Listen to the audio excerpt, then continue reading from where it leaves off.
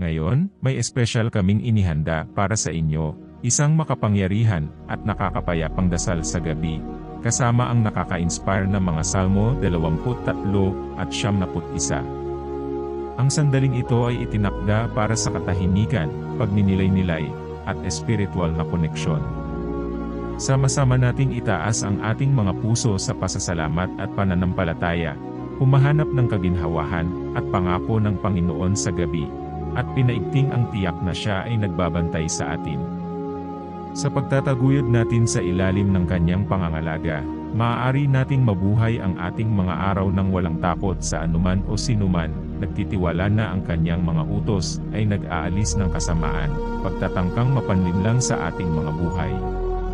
Itatabi ng mga anghel ang aking mga daan, at ang aking Ama ay maaaring makapahinga at magkaroon ng mahimbing na tulog na may pananampalataya at tiwala na ang kanyang kabutihan ay sumasai akin at sa aking pamilya. Salamat Panginoon, lubos akong nagpapasalamat sa iyo, O Diyos at Hari. Ikaw ang aking pastol, wala akong kulang. Pinapahiga mo ako sa mga berdeng pastulan, iniugma mo ako sa mga tahimik na tubig.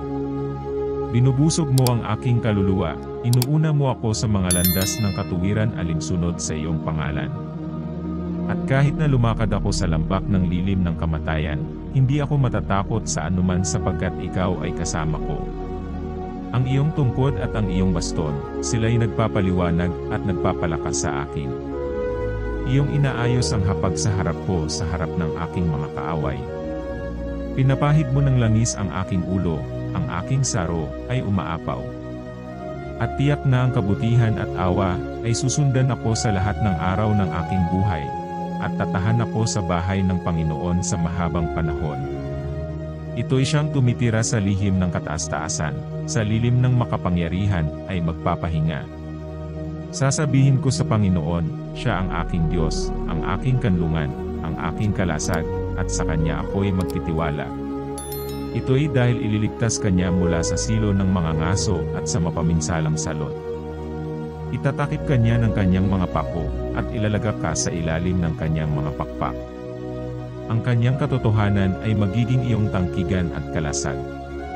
Hindi ka matatakot sa takot sa gabi, ni sa palaso na lumilipad sa araw, ni sa salot na umaaligid sa kadiliman, ni sa pagtatangka ng kamatayan sa kalagitnaan ng araw.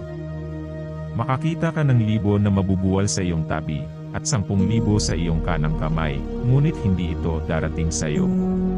Sa iyong sariling mga matay makakakita ka ng gantimpala ng masasama, sapagkat ikaw, O Panginoon, ang aking kanlungan sa kataas-taasan, iyong ginawa ang iyong tahanan.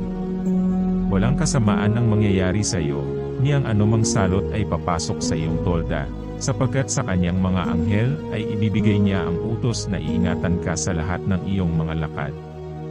Hahawakan ka nila sa kanilang mga kamay upang hindi ka madapa sa bato. Titiyakin mo ang leon at ang ahas ay lalakarin mo at yuyurakan mo sa iyong mga paa. Ang anak ng leon at ang ahas ay aalisin ko sa iyong harap sapagkat sa kanyang pagmamahal sa akin, aking ililigtas. Ipinaglalagay ko siya sa mataas na lugar sapagkat siya'y nakilala ang aking pangalan. Tatawagin niya ako at ako'y sasagot sa kanya, kasama siya sa kanyang kabagabagan, ilalayo ko siya at aking ikakapuri. Sasagutin ko siya ng haba ng mga araw at ipakikita ko sa kanya ang aking kaligtasan. Sa sandaling ito ng banal na pagninilay-nilay at espiritual na koneksyon, inaanyayahan ko kayo na sumali sa aming channel upang huwag palampasin ang mga darating na panalangin at nakaka-inspire na nilalaman. I-like ang video kung naantig ang inyong puso ng mensaheng ito, at higit sa lahat, ipamahagi ang inyong sariling mga pagninilay-nilay sa mga komento sa ibaba. Nais naming marinig ang karanasan at panalangin ng bawat isa sa inyo. Ang kapayapaan ng Panginoon ay sumainyong lahat. Hanggang sa susunod na panalangin.